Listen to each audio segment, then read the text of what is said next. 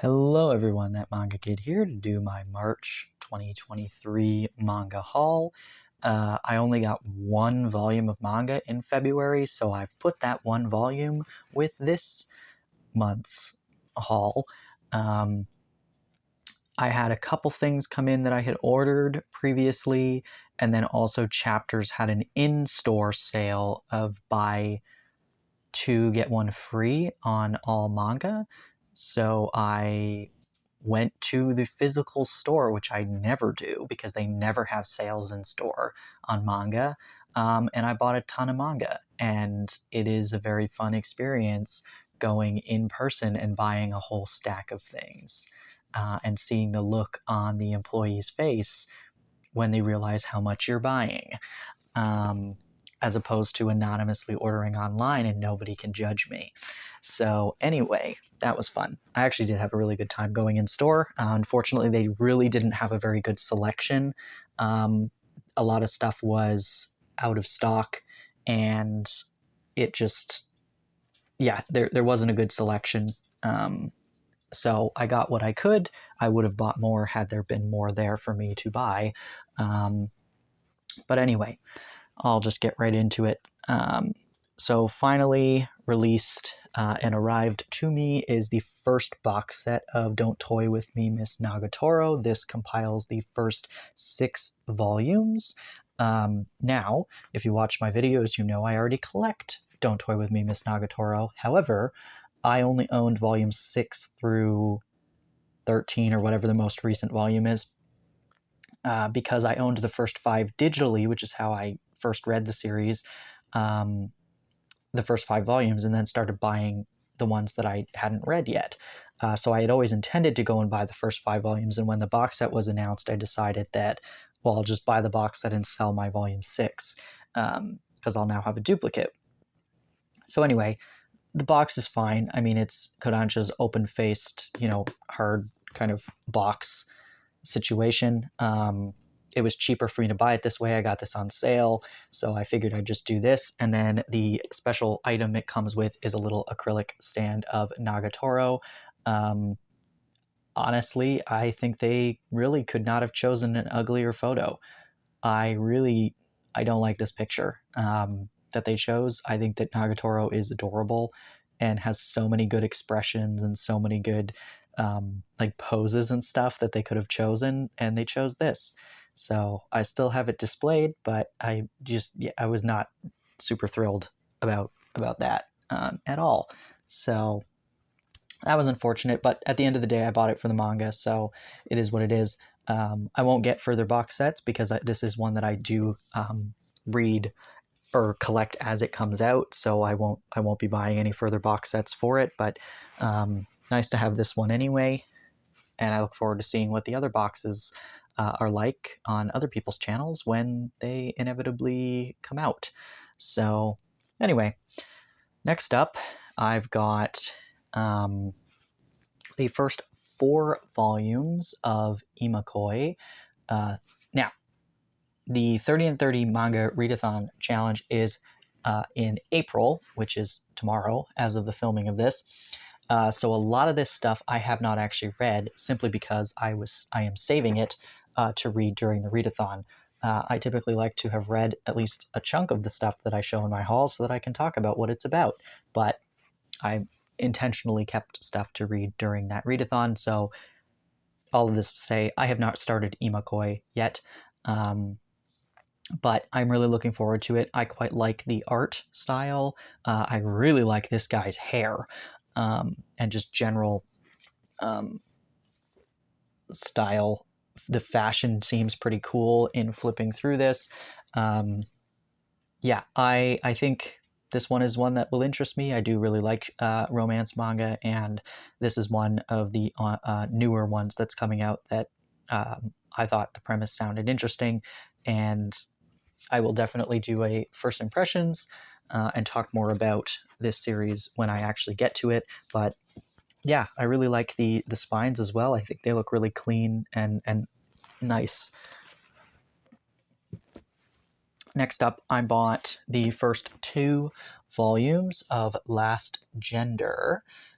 This is the kind of queer manga about this. I've only read volume 1. I have not read volume 2 because I'm saving it for the readathon, but I did read volume 1 because I couldn't help myself.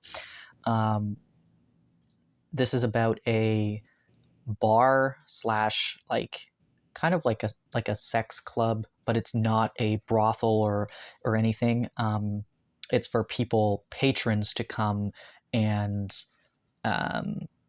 get a drink, socialize with other queer people, and if they want to, they can go engage in sexual activity with other patrons in some of the back rooms, but there's no like paying for services from staff or anything like that.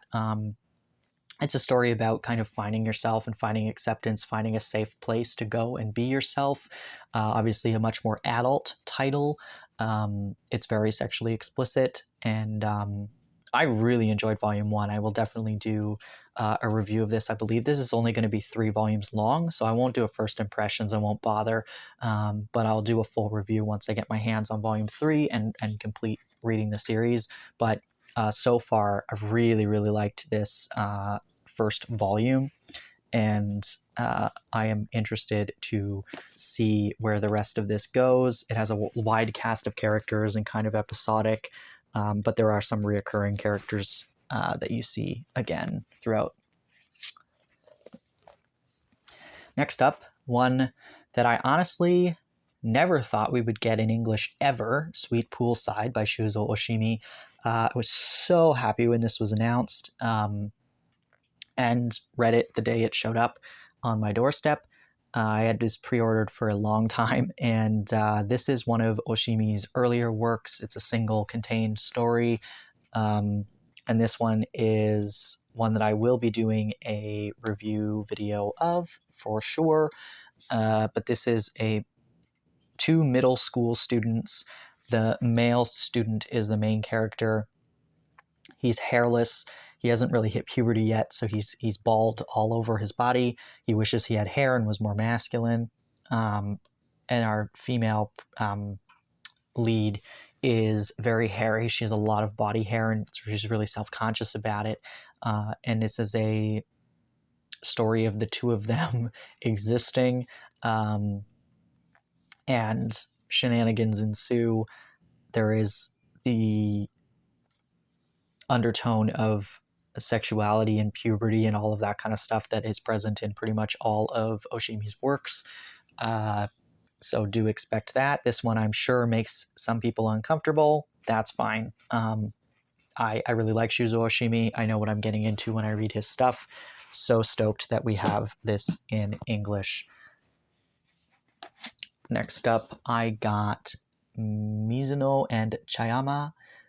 This is a girls' love all-in-one giant omnibus. I don't know what this is about. Haven't read it yet. Again, saving for the readathon. I love this character's design. I love her hair. I mean, this character is also pretty stunning as well, but I just thought the artwork was really, really unique. And I'm very excited to read this. I just flipped. I'd seen it around, and it was one that was on my list of things I wanted for a while. But yeah, flipping through it and seeing the artwork and whatnot, I'm very excited to read this when I do get around to doing so. Next up, Once in a Blue Moon, we get a new volume of Flying Witch. This is volume 11. The cover's fine. This is probably one of my least favorite covers of the series. This series typically has really, really gorgeous covers. I just don't like that the character is kind of the main focus of the cover when normally like the beautiful scenery is usually, kind of more the focus. But yeah, this is a really great series. I haven't read this particular volume again, but this is a really great series, slice of life about this young witch in training who goes to a small farming kind of town to hone her skills and learn and whatever. And she's living with, I think it's her cousin or something, her aunts, and there's some kids. There's that she lives with, as well as a boy who's around her age. She has some friends that she's made in the town. It's just really charming. I don't really love fantasy stories, but this one has enough, like, they're in the real world. There's enough realism to it. But there's quite a bit of fantasy, but it's all very slice of life, and it's very cute, like cute little creatures and funny shenanigans, and it's really calming to read. I quite enjoy it, and definitely recommend it. I don't see tons of people picking it up. I mean, I think it's hilarious. I often laugh out loud when I read this. It's quite funny, and charming. Next up, I made a mistake and bought volume 9 of A Tropical Fish Yearns for Snow when I don't have volume 8. I was at the store, and for some reason I had convinced myself that I only needed one more volume of this. It's been like well over a year since I picked up any of this, because I honestly fell off of the story. I wasn't liking it very much anymore, but I wanted to see it through to the end and see how it concludes. Apparently I don't have volume 8. And so it was there. It was at the store. I could have got it for a really, really good price, but I told myself I only had volume 9, and I didn't even check my spreadsheet on my phone because I was so convinced I was correct. And then I got home and was really not happy with myself. So I can't even read this. And I refuse to buy volume 8 until there's a sale again, because I don't buy things full price. So anyway, that's unfortunate. I thought I was going to be able to finish the series, but I can't. So now it just stares at me and reminds me of my stupidity. So there we go. What I really am stoked about is My Love Mix-Up, and I got volumes 4 through 6, because I had volumes 1 to 3. Love it. It's amazing. 4, 5, and 6, I did actually read these because there was no way in hell I was waiting for the readathon to read these. I just read them in one sitting. This is a really, really great romance series about a mix-up, a misunderstanding that leads to romance.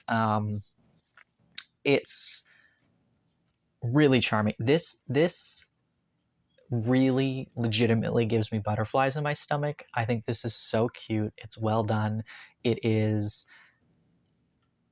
gives me the humor and the shenanigans of like the 2008 sort of rom-com anime era of like Lovely Complex, Special A, Maid Sama, and then like High School Debut, which wasn't an anime, but one of my favorite manga romance series.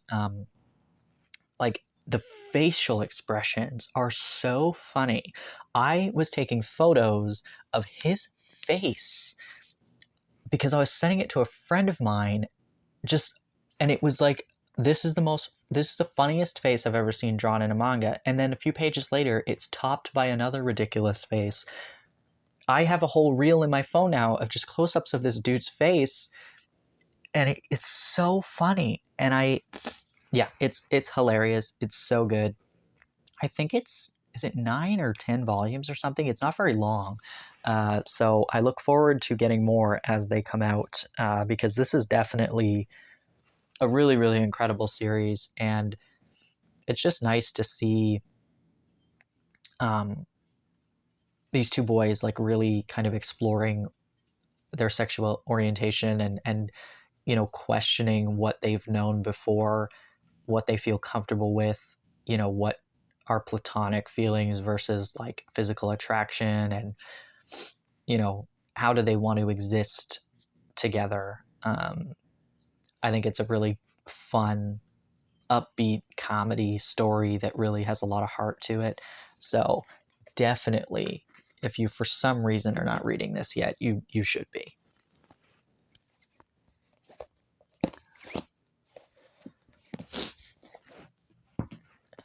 Next up, I have Tokyo Revengers. This is volumes 7 and 8, compiled in the omnibus. This is the one volume that did arrive in February. I have no excuse as to why I haven't read this yet. I'm really enjoying Tokyo Revengers.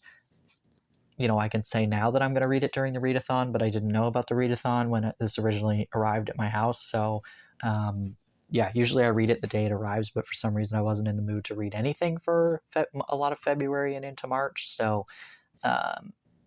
this is sat unread. But for the most part, I really, really enjoyed Tokyo Revengers so far. It's a lot of fun. But I always am left with feelings of anger when I get to the end of a volume and I have to wait to read more of it. Next up, I got I Think Our Son is Gay, Volume 4. These are these really thin Square Enix volumes, but they're quite nice quality. And this is such a charming story about this mother who is, pretty sure her kid's gay. And she's just trying to create the most loving environment for him to hopefully eventually tell her when he's ready to do so. I love this family. I think they're so cute. I think it's funny. I'm, as you can see by my bookmark, in the middle of reading this one. Something really interesting happened in this one. I'm not going to spoil what it is, but there's a character shift, a dynamic shift between two characters in this one that a third character kind of points out this kind of unbalance of this particular relationship. And I thought that was such a kind of poignant way of portraying this particular situation, and I really, really appreciated it. I'm looking forward to reading the rest of this volume because I'm interested to see where this kind of goes. But yeah, I really, really was impressed by the first part of this volume so far. I really like this series just generally, but something happened in this one that I really, yeah, I think it was so well done, and I think it was really, really important, a really important discussion that I just honestly would have never thought of, and would have really not thought that this story in particular would have gone in that direction. But I think if you've read this, you might be thinking, what the hell is he talking about? I'm making a big deal out of something that probably nobody else has even registered. But yeah, I don't know. There was something that hit me kind of hard in this volume that so far that I really appreciated and really thought was a good conversation to have. Next up, Volume 11 of Welcome to the Ballroom. I didn't even know this was out. I was at the store, and actually, I missed this. They only had this copy. Missed it the first time through the particular shelf, and I happened to be stuck because there was a lot of people buying manga that day for the sale. Stuck at this particular shelf I had already looked at and went, whatever, I'll just look at the shelf again because I can't move anywhere. And then I went, Welcome to the Ballroom 11. I don't have that one, so I bought it. I haven't read it yet. But this cover is stunning. This is an amazing ballroom dance manga. Obviously, it was on hiatus for a very long time. We got volume 10, I think, late last year, probably. And I didn't know volume 11 was out, so super stoked about that. Excited that this series is continuing because it is really entertaining sports series. Beautiful artwork, compelling characters and story, and I'm excited to see where this one goes and happy that we're getting more of it. Next up, I got Volume 2, Final Omnibus of New York, New York. I haven't even read Volume 1 of this. And honestly, I haven't been in the mood to since I bought Volume 1 a long time ago. And I didn't want to force myself to read it and then, not enjoy it. Because I think I will really enjoy this. I think I just have to be in the mood to read it. This is a BL story about a police officer, and I think it is from the 90s, and it takes place in New York. I think it's set in the 80s, though, but I could be wrong. I don't know. I don't remember, and I didn't read it yet. So, but then when I found out it was only going to be 2 omnibuses, I couldn't bring myself to read Volume 1 because I just went, you know what, whatever. I'll get Volume 2 at some point, and I got it on sale for a really good price. So I am excited to read it for when I feel like reading it. Next up, I got Volume 6 of Asadora. This I'm stoked to read because I read, I think, Volumes 3, 4, and 5 a month ago or something and loved them. I've loved the series from the get-go, but sitting and reading those 3 volumes in one go really just sparked a lot of joy for me, and I am very excited to read this volume. I love the spines. I love this font. I love the back of these books, how they're all the same but with the different color schemes. This is great.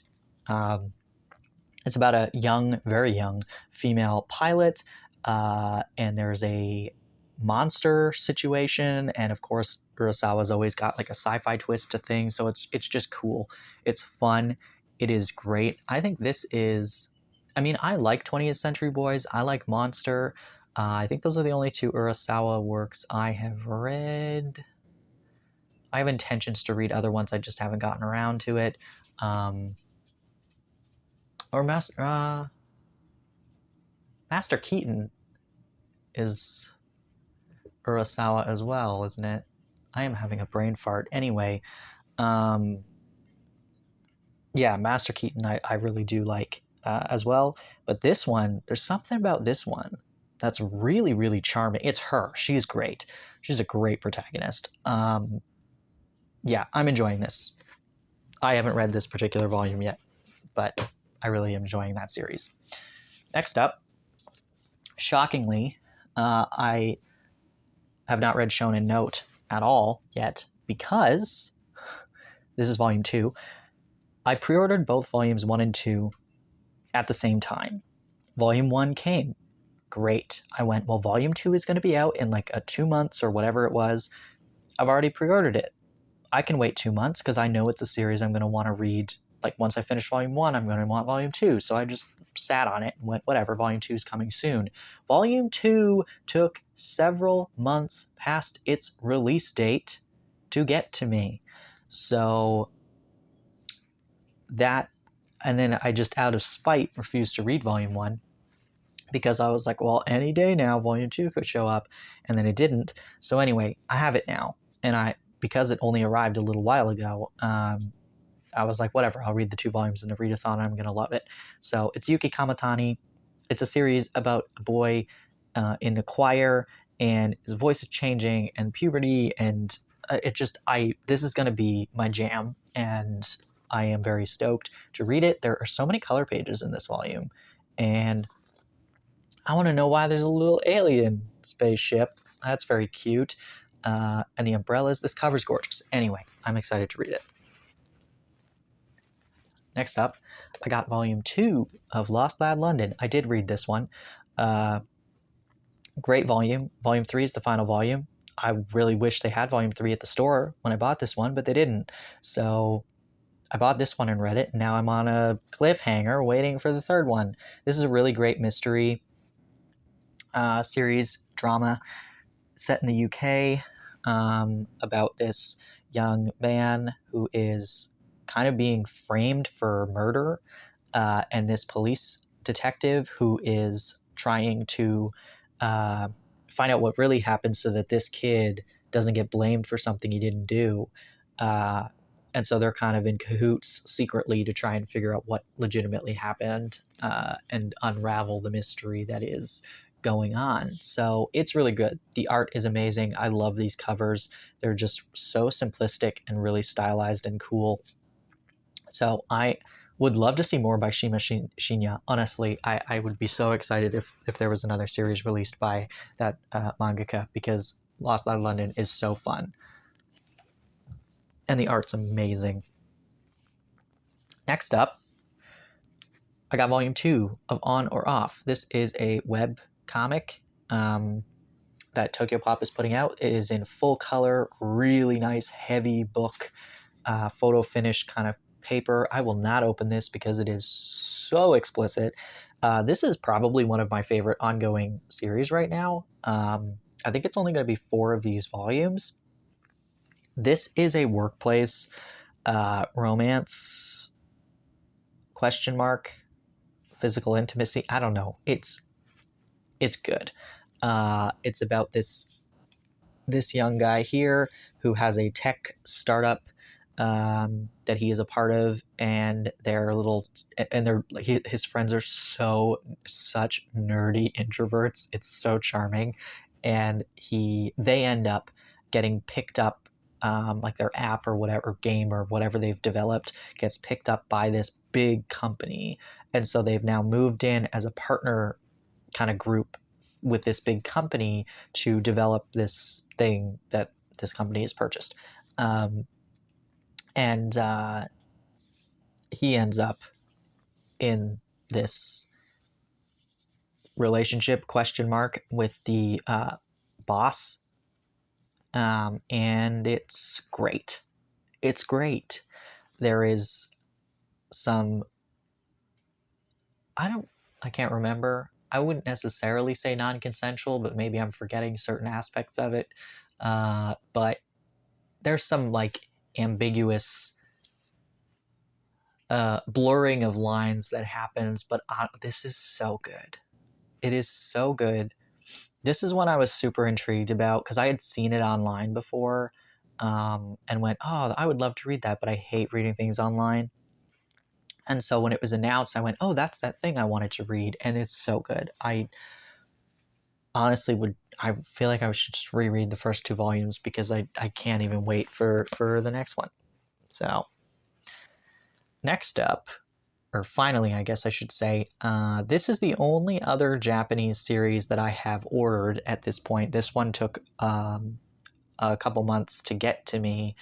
Now, this series I cannot read yet. It is a josei series that the language is far beyond my reading comprehension level, and it will be for a long time. However, this is a series that I own partially in English because it was never finished, and it is one of my favorites. And also, I got a full-time job, and this was my gift to myself to celebrate my new job. And so I don't care that I can't read it yet. This is gorgeous, and I'm so happy to have it. This is Supply, or Sapuri. This is, like I said, a josei series. It is 10 volumes long. I have the 10 volumes plus the extra bonus volume 11 with the extra stories and stuff in it. This was released in English by Tokyopop, the first 5 volumes, first 3, and then volume 4, 5 in an omnibus.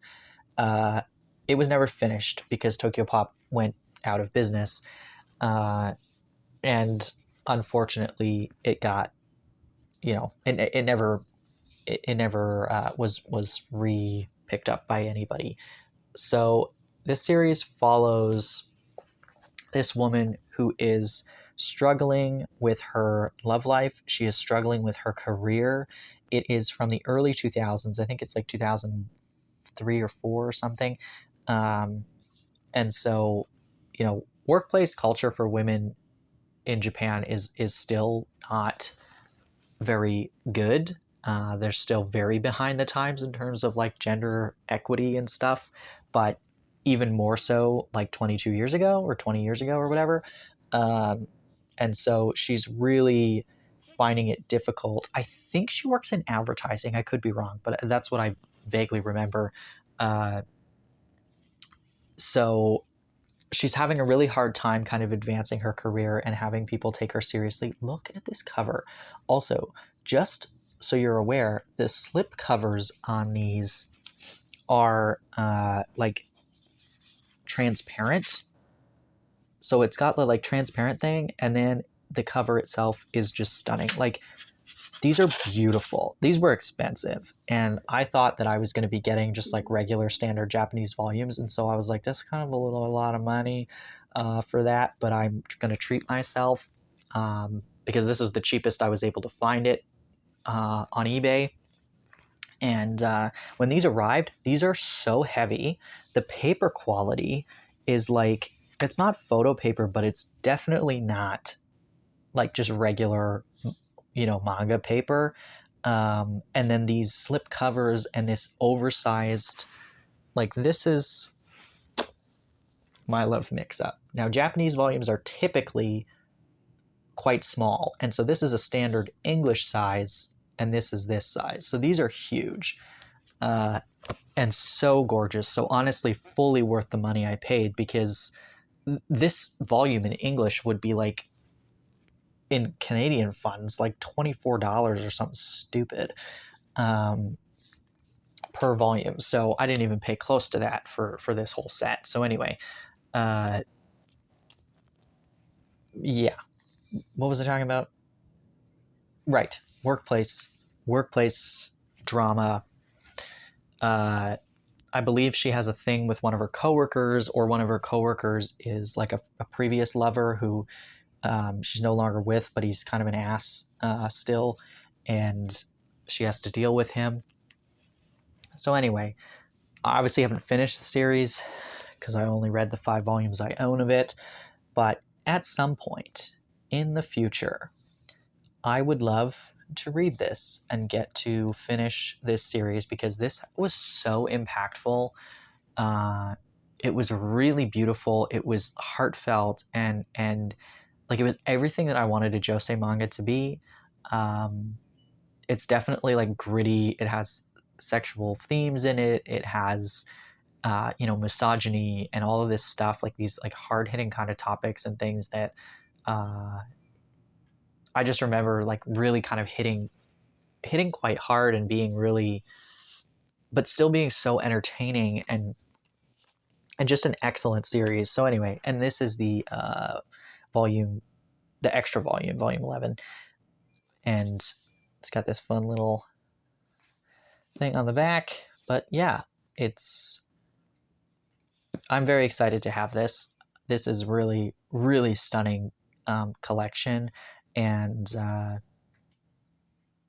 yeah, I know it's going to be a very, very long time before I can actually read this, but like I said, I'm looking forward to being able to do so one day, and I'm very happy to have this, and it was my gift to myself. So that is everything that I've picked up in February and March, I guess. Lots of good stuff. Super happy about the stuff I did get, and looking forward to reading a lot of it in the readathon in April. So look forward to hearing more thoughts on the stuff that I couldn't really lend much thoughts to at this moment. But yeah, if I picked up anything that you are interested in, let me know. Let me know your thoughts on anything if you've read any of this stuff. And I do definitely recommend, if you can get your hands on the 5 volumes of Supply that was released by Tokyo Pop, by all means, it is really good. And honestly, volume 5 does end at a point that, like, it doesn't feel like the series just cuts off abruptly. Like, it sort of has a resolution to it that could be satisfying enough, but just knowing that there was more of it out there of this incredible series was really annoying to me that I didn't have it. So anyway, that is all. Thank you for watching.